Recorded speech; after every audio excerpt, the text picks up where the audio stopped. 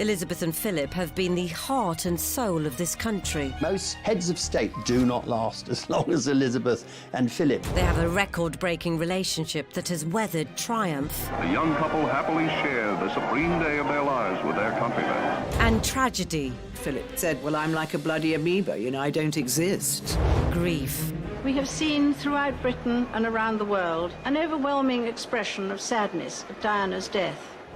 And glory. The Queen and Prince Philip represent that idea of putting duty first and devoting your life to public service. As royal commentators dispel the myth of the monarchy. Famously, she's supposed to have remarkable bladder control. She can sit through hours of boring events. They ended up with the king doing the conga round the staterooms of Buckingham Palace. Experts will break down key archive from crucial moments in royal history. It's a fairy tale created by the Grimm brothers. Anybody entering the royal circles needs to come with their A game. So prepare to discover what actually happens when blue blood runs red. What have you been doing in here all day? This is The Royals Revealed.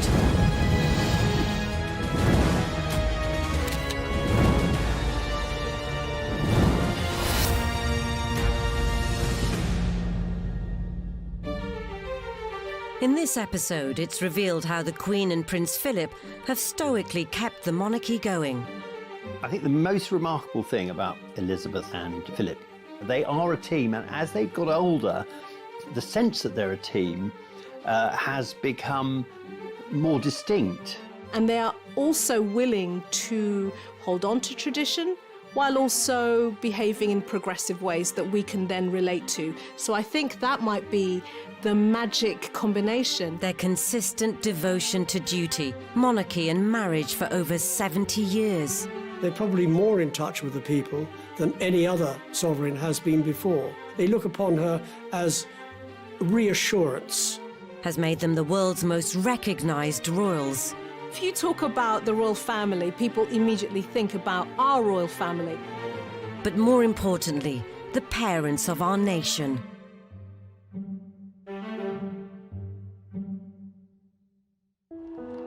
So how did this royal romance, a marriage that has crossed over 2 millennia, begin? Princess Elizabeth wrote a wonderful letter to a lady called Betty Shaw.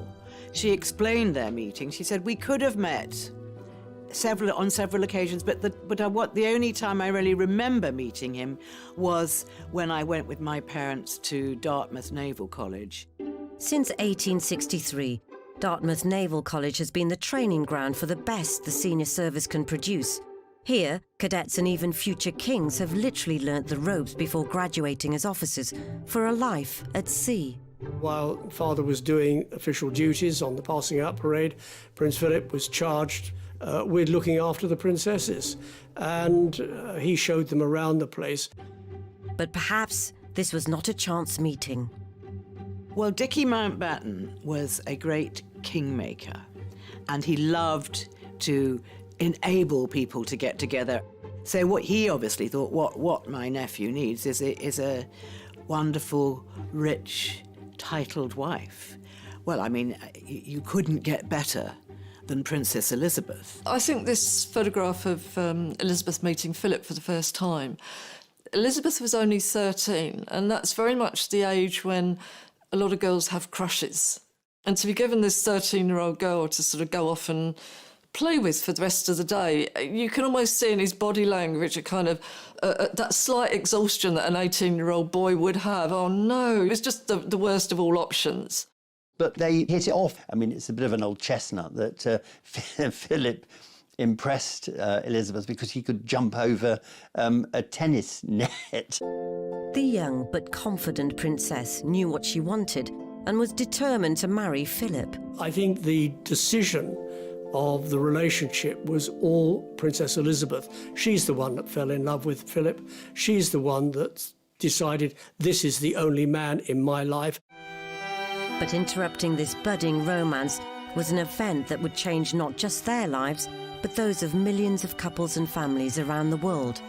The outbreak of the Second World War in 1939.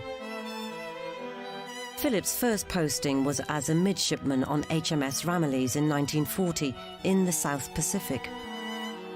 He served with distinction during the Second World War, firstly in the European theatre and then in the Far Eastern theatre. He was mentioned in dispatches. Having outwitted the Italian fleet and saving his ship in a brilliant, evasive tactical manoeuvre, Philip loved everything about the Navy and was always ready for action, at sea and ashore. Philip was always a huge charmer, especially in his young days. Women fell over him because he was so handsome, and he was the most beautiful dancer I have seen. And he and the Queen had dancing in common. They're both absolutely fantastic dancers. And to this day, they still love to dance. Philip was certainly a ladies' man. I mean, to some extent, he led a sort of double life, you know. He was one of the lads while he was in the Navy. And then, you know, on leave, he would have behaved in a much more circumspect way, a much more dignified way, a way, you know, that would have fitted his role as a prince. Away for months at a time, Philip maintained the relationship by writing letters. So when he did get a bit of brief shore leave back in Blighty, Philip would be invited to stay at Windsor Castle. In 1943, Prince Philip spent Christmas at Windsor Castle, and Philip's head was then turned by the young Princess Elizabeth. With the war over and Philip finally back in Britain in 1946, he was desperate to get their relationship back on track, but there were problems. George VI was very protective to his two daughters. I think he felt that Elizabeth needed to be older, partly because Philip he had a reputation for being a bit of a lad. If he were to marry Elizabeth, he had to do it properly. He had to do it in the traditional way. The sacrifice Philip had to make to marry Princess Elizabeth was to renounce his titles. He was no longer being able to call himself a Prince of Greece and a Prince of Denmark. It made it very obvious that Philip was prepared to do whatever was necessary to make himself acceptable to the royal family and to the British public in general. On Wednesday, the 9th of July, 1947, the official announcement was finally made, with the marriage at Westminster Abbey 4 months later, on the 20th of November. This was to be the beginning of a very eventful partnership spanning over 70 years.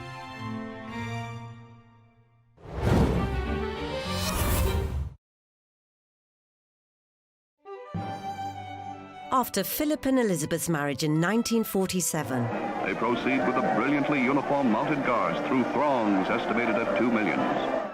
this was undoubtedly the couple's honeymoon period. In the early years of Philip and Elizabeth's marriage, before she became queen, the relationship was much closer to the traditional marriage that anyone might have had at the time. The man was the boss. He would have felt the top cat in the relationship. But married life brought inevitable change.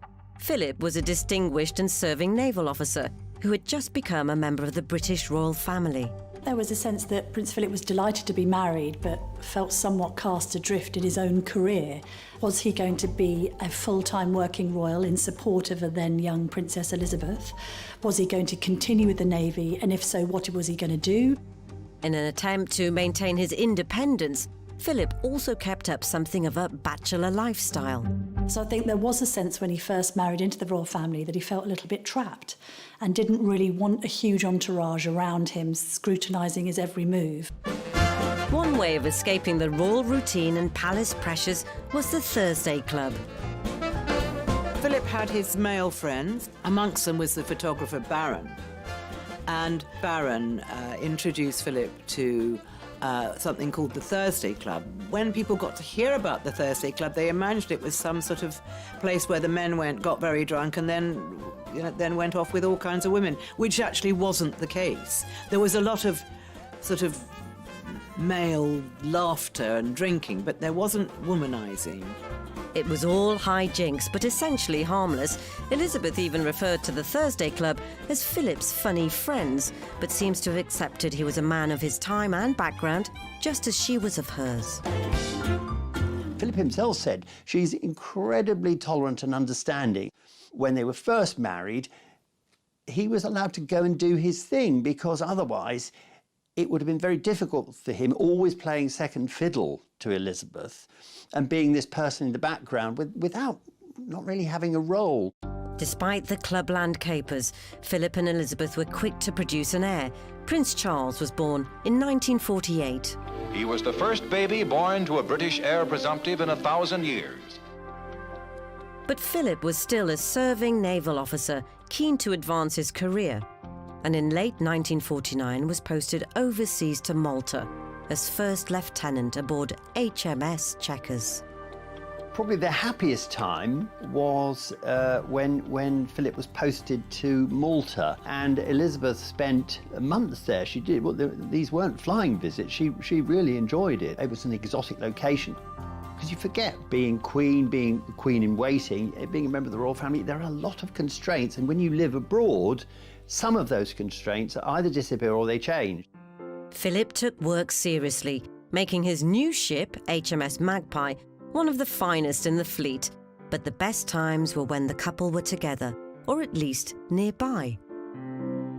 When Prince Philip was at sea, the Queen used to stay on HMS Surprise, and the couple, newly married and still full of a sense of excitement, used to signal to each other from ship to ship. There was a famous signal, I think, from Surprise to Magpie, saying that the princess was full of beans, and the prince replied, "Couldn't she have something different for breakfast?" But whilst the young, loving couple were having fun in the sun, there was trouble on the horizon. The ever-deteriorating health of Elizabeth's father, King George VI. George VI, like his father, was a heavy smoker. He was very ill from the late 1940s, had to have one lung removed or part of it removed. I think it was generally accepted his health was so poor that he would not survive that much longer. And he was aware at the same time of just how young Elizabeth was and what an enormous burden she would suddenly have to cope with. On the 31st of January 1951, heir apparent, Elizabeth and her husband Philip took over her father's royal responsibilities by flying out to Nairobi, Kenya for the opening leg of a Commonwealth tour. So they arrived in Nairobi, they spent a couple of days there, and then they drove out to their fishing lodge, Sangwa Lodge. And from there they went to a viewing platform called Treetops. Elizabeth had been talking to the game warden about how her father had actually told her that he was able to lift a gun and that he'd been out shooting. And she was full of happiness, thinking, this is wonderful, Papa's been out shooting, he's getting better. And then this terrible news came in. At 2:45 p.m. local time, already 11:45 in London, and already over 4 hours after the King's death, Philip was informed of this life-changing and tragic news. It was devastating. When Lord Charteris told Prince Philip that the King had died, I think there was a moment where he lay back on a hammock and put a newspaper over his face, I think, just to give himself 5 minutes to think not only how to break this news to his wife, but also probably to contemplate what the future lay for them both at that very moment. But he immediately knew what he had to do. So he went and woke Elizabeth, and he walked her down to the river at the bottom of the garden. And he walked up and down and up and down. And we have all this detail because, Pamela Mountbatten, who was the lady in waiting, she was watching. That they were watching and they knew that Philip was telling her. And then they came back into the lodge, and Pamela Mountbatten was about to put her arms around the now Queen, but she suddenly realised she was Queen, so she dropped into a curtsy. Meanwhile in London, Operation Hyde Park Corner, the official plans for the King's death, were in full swing. The nation was in mourning and seemed to have lost all direction. There was going to be a lot of pressure on the young Queen preparing to fly back from Africa. So unexpected was King George VI's death that the Queen was completely unprepared as far as her wardrobe was concerned. So when her plane landed at Nairobi airport, she did have to transfer to another plane wearing the summer floral dress that she'd been wearing all day on safari. She felt that it would be inappropriate to be seen wearing effectively quite a whimsical outfit. And Mike Parker went out and asked the photographers that they would respectfully refrain from taking any photographs. And I think it's very moving that they put down their cameras and they just stood with their heads bowed. The pilot of the plane who flew Elizabeth and Philip back from Kenya found it extraordinary that she insisted on standing in the cockpit. She was leaning over from behind, watching the controls, watching the runway coming towards them, doing this dangerous thing to steel herself for the shock, the fact that she was now queen, that the whole of the country would be in mourning for her father. And so if she could do this, perhaps what was coming next wouldn't be quite so difficult. When the flight eventually landed back at London Airport, the Queen stepped out first, this tiny figure in her mourning clothes, and Prince Philip stayed back, and he came down the aeroplane steps behind her, 2 steps behind, which was something he was going to be for the rest of his life. For the career-minded and ambitious naval officer Philip, it must have felt like he'd been cast adrift. I think it very quickly dawned on Philip that things would never be the same again. Here you have a man who is very masculine. He had his own identity. He is a red-blooded male, particularly if you think about the social context and the times. Finding yourself in the supporting role as a man would have been very, very difficult to swallow. And I think he stepped up and understood that, he had to make compromises. And actually, I think what he made was sacrifices to play that role. To bless the Royal Princess Elizabeth II with long and happy years to reign over us. Whilst the young Queen Elizabeth was surrounded by courtiers and politicians advising her how to do her new job, Prince Philip was left high and dry in his new role as consort. The role of consort, effectively, is the supporting act to whoever is head of state. And that person is effectively a +1 who is operating in support of their partner.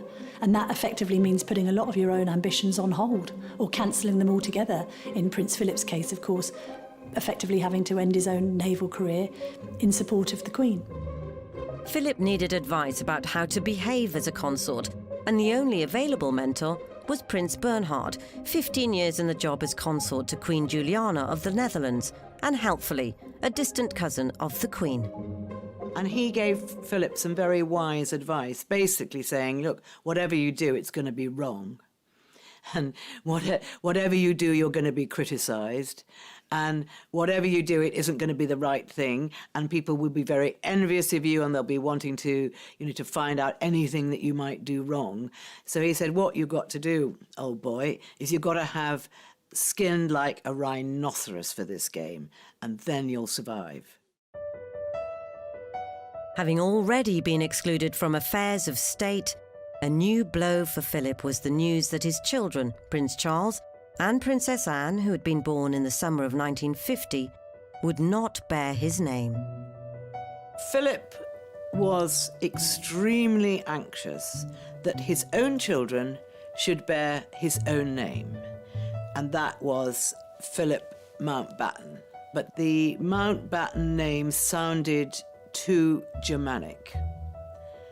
So the Queen thought, well, what about changing the name? And Prince Philip thought, well, let's change the name.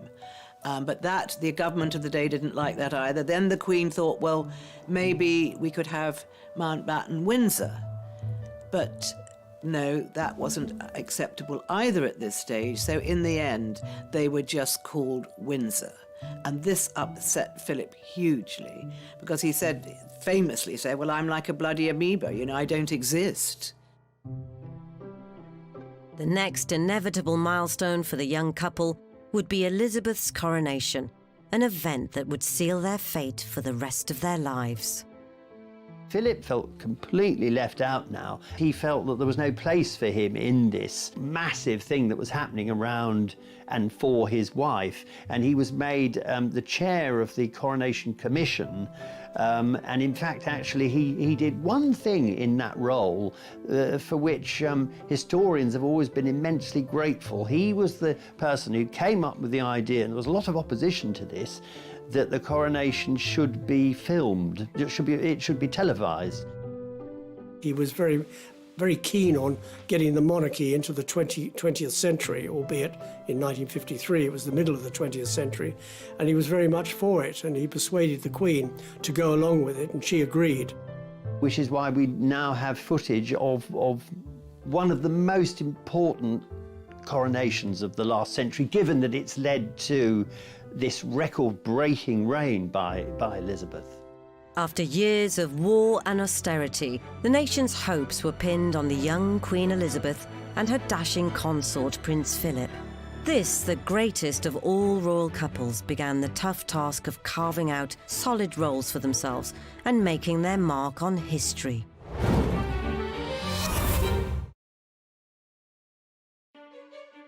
For all monarchs, the duty of dynastic succession is the most important. Continuing the family line is meant to create stability, consolidate power, and maintain tradition. But the royal commitments now dominating Elizabeth and Philip's lives, such as the 1951 Canada tour, duty came first, and that meant country, not kids. There was a bit of consternation at the notion of the Queen and Prince Philip going away on tours that lasted months on end. This idea that the Queen and Prince Philip were quite unfeeling as parents, I think, permeated. In the early years, Philip was juggling a naval career with desire for a bachelor lifestyle and royal duties. The demands of fatherhood further complicated things, and he treated his children very differently. I think Princess Anne was always regarded as a bit of a daddy's girl, very much having the same temperament as her father, the same interests. Prince Philip famously saying that if it didn't fart or eat hay, then Anne wasn't interested. I think Prince Charles, by his own admission, had difficult relationships with both of his parents. I think he found his mother, the Queen, lacking in emotion at times, and his father to be a little unsympathetic. But Philip still played an important, even defining role in their upbringing, especially when it came to decisions about their education. Philip had a very tough childhood, and it made him a very tough man. And when he came to time to be a parent, I don't think he was the sort of parent who believed in mollycoddling his children, and especially his sons. And I think myself that Charles suffered very badly as a result. And I think when he was a baby and then a toddler and a young boy, I think Philip felt that he needed to be toughened up. The Queen acquiesced, as she usually did with Prince Philip on matters of the children. She let him handle it because she was so busy being Queen. A man, if you like, who's been stripped of multiple roles to become the Queen's consort, effectively emasculated in a lot of ways. But then to step into the role of taking charge of your children's education is an incredibly powerful role, because what you're doing there is shaping their future. Charles initially was educated sort of on the nursery floor and then ended up going to school where he had quite a miserable time, and subsequently ended up at Gordonston, where he had an equally miserable time, describing it as Colditz in kilts. Anne, on the other hand, was homeschooled and then insisted that she should be sent to school. She didn't want to be educated on the nursery floor, and she ended up going to Benenden and enjoying it, but wasn't particularly academic. Things were very different for Andrew and Edward. On the 19th of February 1960, 12 years after Philip and Elizabeth were married, Andrew was born. He was the first child to be born to a reigning monarch in over a century. By the time that Prince Andrew was born in 1960, the Queen knew exactly what she was doing, and Andrew enjoyed a far more hands-on relationship with his mum. Andrew was shielded from the press. There weren't even any official baby snaps as the proud new dad took them all himself. I do think that there is something about the eldest child being treated one particular way and then the next child, and then you get the opportunity to be more hands-on with your younger two. They're going to have a different version of you as mum. That is going to change the dynamics of those relationships and how they behave. Having been on the throne for 8 years, Elizabeth was used to the job and had more time for Andrew, having him for whole mornings playing on the floor whilst she worked at her desk. Philip seemed to find fatherhood more enjoyable too. He even occasionally looked after Andrew, but was easily distracted, giving Andrew the opportunity to make mischief. The Queen's head coachman at the time told me a wonderful story about Prince Andrew making a horrible nuisance of himself down at the Mews in Windsor. And he would go round there and he'd sort of kick the horses' feet and, tweak them to make them do something, and then watch the reaction of the grooms and things. And he was being such a pest one day that they picked him up by his sort of shoulder and the seat of his pants, and they threw him on the dung heap. So he was a very naughty little boy, but he wasn't a nasty little boy. He was just a typical boy. Elizabeth had always wanted 4 children, and on the 10th of March 1964, Edward was born. There are several ways of looking at where the Queen was when Edward was born. Here you've got a woman who is now a working mum. She's juggling several roles. She has a diary that states that she wants to fit in bath and bedtime with Edward. This is her opportunity now to be more connected and bonded with her youngest child. Maybe this is the time that she wanted to give that attention and love and acknowledgement that children need that connection. So you've got a working mum who's juggling. Way ahead of her time. Whilst the Queen was embracing change and adapting to new parenting trends, rumours persisted that family man Philip was also very much a ladies' man. I think the rumours about Philip's infidelities have persisted because there are so many of these that it's very difficult to believe that that he has always been whiter than white. Prince Philip has always liked glamorous ladies. He's never made any pretense that he doesn't. That he's always had an eye for the best-looking girl in the room. Philip has always liked to flirt and make suggestive remarks, and apparently the Queen is always the first to make jokes about his flirtatious nature. And ultimately, whatever the rumours, they're still together. Philip is the sort of person who window shops, but he doesn't buy. There's only been one man in the Queen's life, and that's been Prince Philip. They adore each other as much today, 72 years on, as they did when they first met. 25 years after their marriage, in November 1972, Elizabeth and Philip celebrated their silver wedding anniversary at the Guildhall in London. She mentions the fact that you have to work at a relationship, that marriages don't just happen. They're created, they develop, they change over time.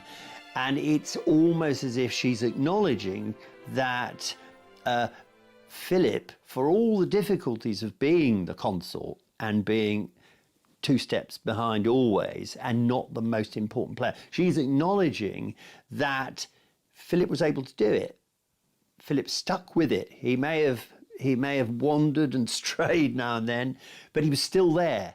Although the institution of marriage and a solid family image might be working for Philip and Elizabeth, unfortunately, it soon wouldn't be for the rest of the family.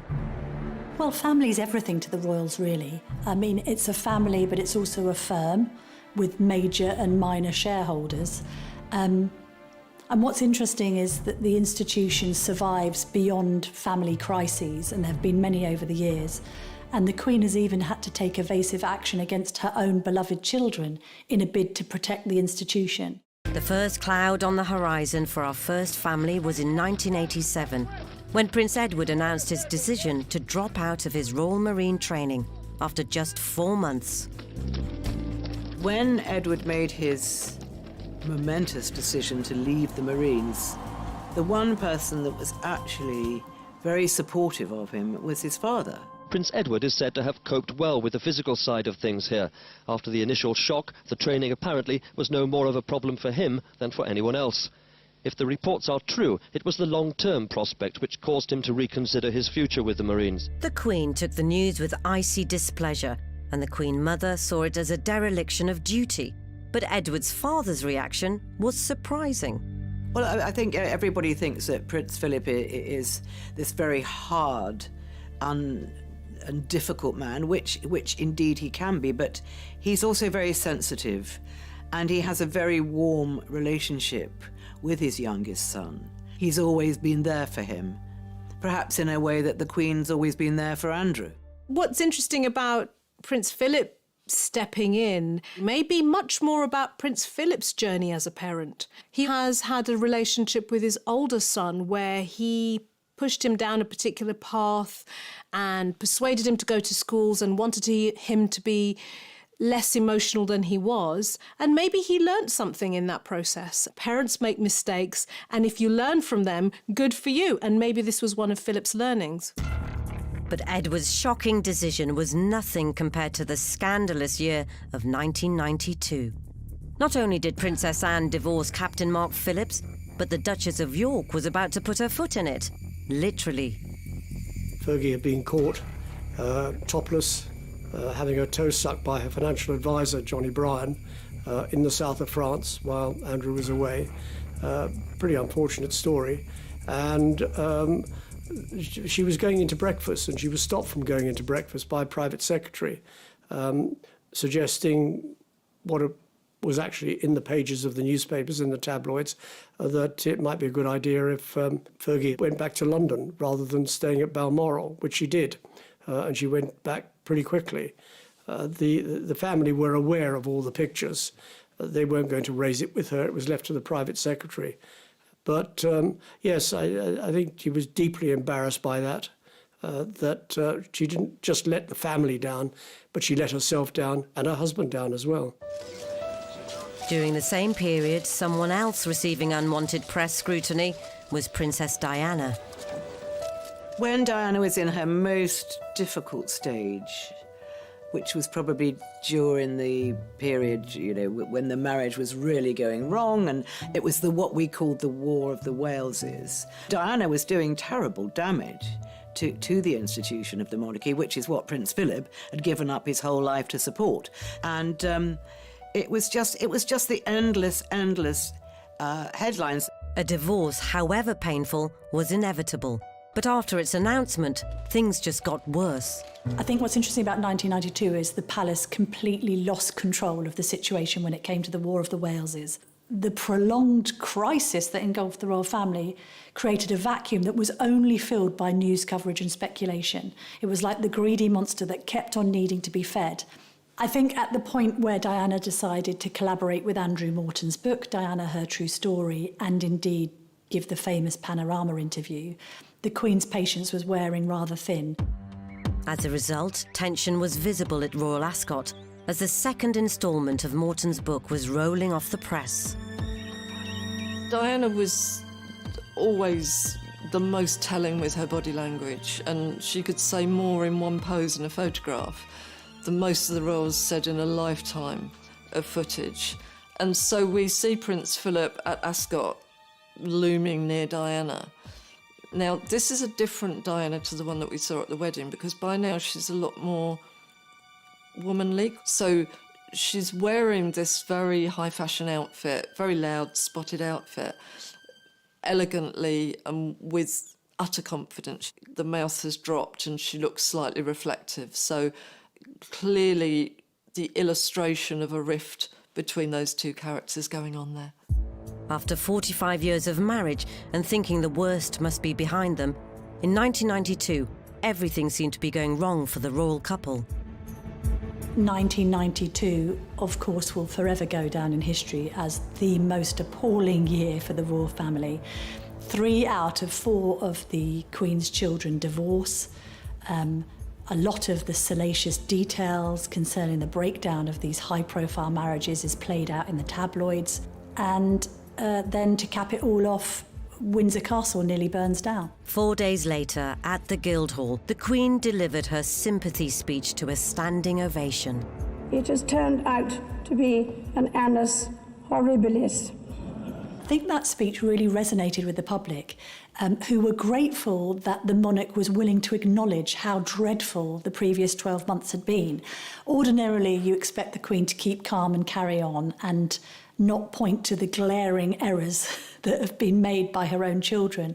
And in this case, I think she just thought, there's no hiding this. But the 1990s had one final, devastating sting in the tail. An event that nearly ended all Philip and Elizabeth had worked for and brought Britain to the brink of revolution. Just to confirm the news that Diana, Princess of Wales, has died in a car accident in Paris, which also killed her companion, Dodi Fayed.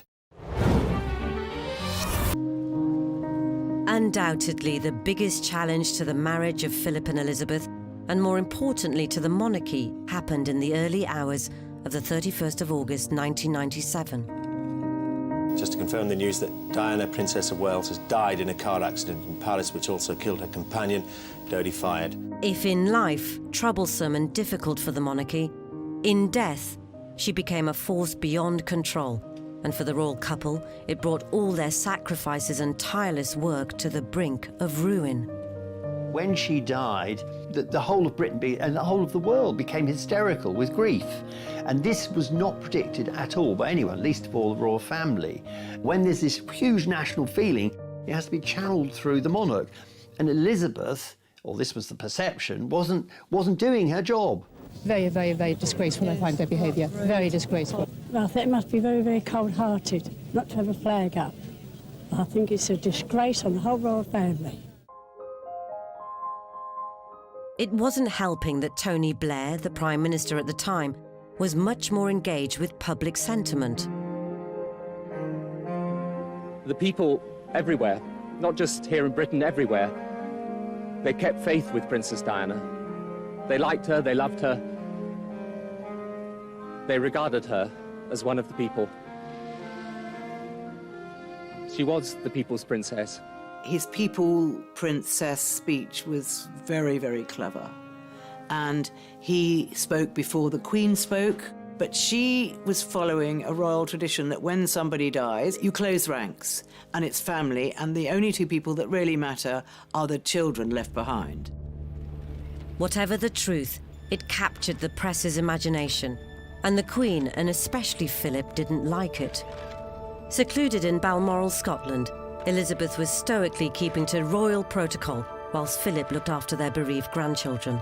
This meant the monarchy were unaware of the magnitude of events 500 miles south in London. I know that one of the Queen Mother's friends rang her and said, you know, you really should get down here, you lot, because, you know, it's going absolutely crazy here. They forgot that they're not an ordinary family, and that was a mistake.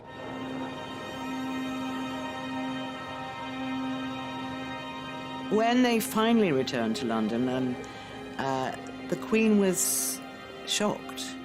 And she was actually quite nervous because there was a very bad feeling, almost of revolution, which I've never felt before or since, and I don't suppose the Queen has either. She stayed stoic. She was almost unflinching in that situation, and that shows a remarkable capability in terms of self-control. But all Elizabeth's stoicism was put to the test the following day, in a rare address to the nation. First, I want to pay tribute to Diana myself. What you can see that is unique in my experience in the Queen's body language, she does 10 lip licks. I share in your determination to cherish her memory. This can be read again in different ways. Often when people get a burst of adrenaline, when they get nervous, when they get anxious, when they get fearful, the mouth dries, and that would definitely have caused a necessity of licking the lips. I'm maybe seeing it as fear, maybe a little bit of anxiety, and I'm going to make a blend. I think it might also be tinged with a little bit of annoyance that she's having to do it anyway. Although the Queen's public address was criticised as being too little too late, her and Philip's presence back in London and at the funeral proved enough for public sympathy. We all know what it's like to suffer a loss and a pain, and to see the monarch doing the same back, you feel much, much closer to her. So at that point, to see her in that state, I think a lot of people probably wanted to put their arms around her. Philip also had a hand in maintaining the threatened monarchy. He was absolutely devastated for his grandsons, extremely close to both boys. It was he who was instrumental in persuading them, rightly or wrongly, to walk behind Diana's coffin, simply by saying that he would be there to support them. Diana's death was possibly the first time in the Queen's reign when the country did not come first. The point was, both Grandma and Grandfather did their best in their own way to support those princes at the time. And it was an unprecedented moment. It was an abject tragedy, and they dealt with it in their own way. The Queen said afterwards that lessons had to be learned from Diana's death. Slowly they have been.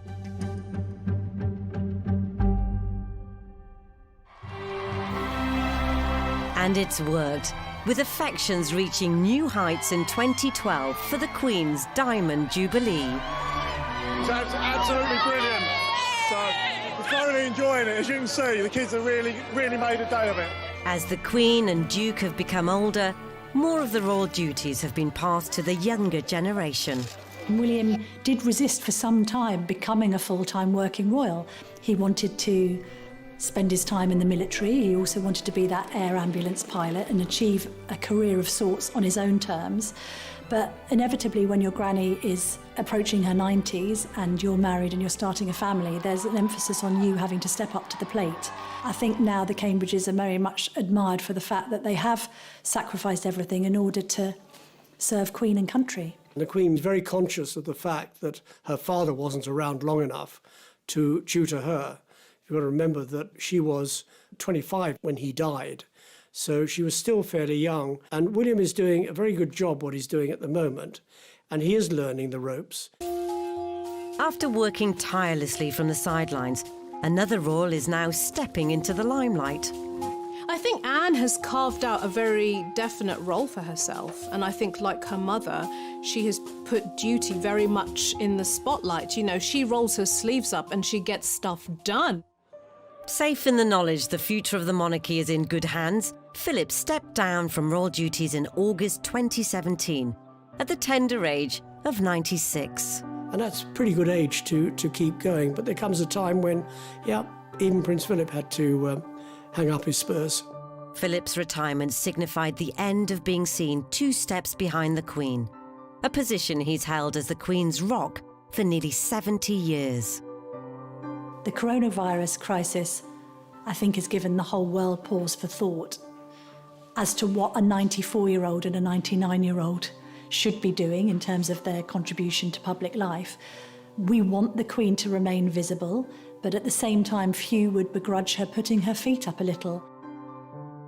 This selfless couple and their relentless dedication to duty have stoically kept the monarchy going. I think the most remarkable thing about Elizabeth and Philip, they are a team, and as they've got older, the sense that they're a team has become more distinct. And they are also willing to hold on to tradition while also behaving in progressive ways that we can then relate to. So I think that might be the magic combination. They're probably more in touch with the people than any other sovereign has been before. They look upon her as reassurance. As long as the Queen's okay, the rest of us are okay.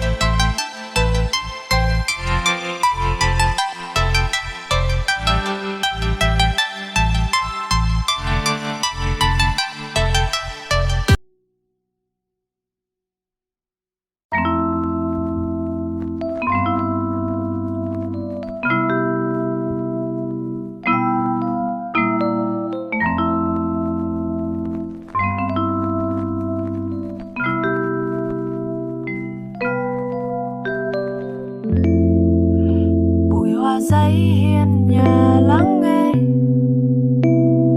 tiếng mưa dù dịu dàng. Mùa hè sắp quay về với tôi, trong giấc mơ chỉ toàn người khóc, người vui, người điên. Trên áng mây cao là hoàng hôn thổn thức tim tôi.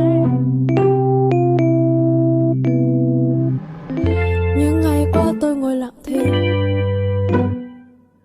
cùng mấy cuốn sách dở dang chưa đọc hết. Nhưng ký ức tôi ngỡ đã qua, mà đường giữa đám đông vẫn thấy mình cô đơn. Con đường về đã đi càng ngàn lần, trở nên lạ lắm không sao quen thuộc. Ô kìa, bóng đèn đường vẫn lững lơ, chờ tôi, chờ tôi. Bụi hoa giấy hiên nhà lắng nghe tiếng mưa dù dịu dàng. Mùa hè sắp quay về với tôi, trong giấc mơ chỉ toàn người khóc, người vui, người điên. Trên áng mây cao là hoàng hôn thổn thức.